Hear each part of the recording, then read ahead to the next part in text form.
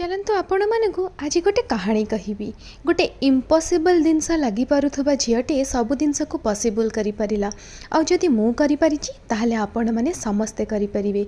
एई जेमिति ब्रह्म मुहूर्त रे उठिबा समस्ते प्रश्न करती कौन चाकरी करि सारी घर द्वार पूजा पाठ ए सब जिनस करि परिबे। हाँ निश्चिंत करि परिबे। गोटे जिनस मु कहबाकू चाहूची हुए तो मो पाखरे टिके अधिका प्रिविलेज अछि काहेकि ना प्राइवेट जॉब रे टिके अधिका समय देबाकू पड़े रादर देन गवर्नमेंट जॉब। किंतु जदि आपण चेष्टा करेंगे जमी मु पूजा पाठरे गोटे घंटा समय दूची आपण चाहिए 15 मिनिट भी दे पारे कारण भगवान भाव देखती भगवान समय देखती ना। ये मुझ सब जिनस को बहुत भल भाव मैनेज करुच्ची जस्ट बिकज मो माइंड को स्ट्रंग करी।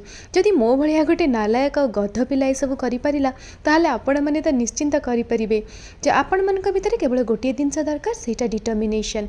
आई जो ब्लॉगटा आप देखुं यहाँ सैटरडे संडे मोर छुट्टी रहे तो लंच रे मुझे खाଇବା प्रिपेयर करी तापरे संध्या बेले पूजा पाठ स्पिरिचुअल हैला परे मते जीवन में बहुत किछि जिनस सतरे मिल जाइछि जो जिनस गुड़ाक मु केबे भी भाभी नथिली। आपण मानक अनुरोध आपण माने भी चेष्टा करंतु आउ देखिबे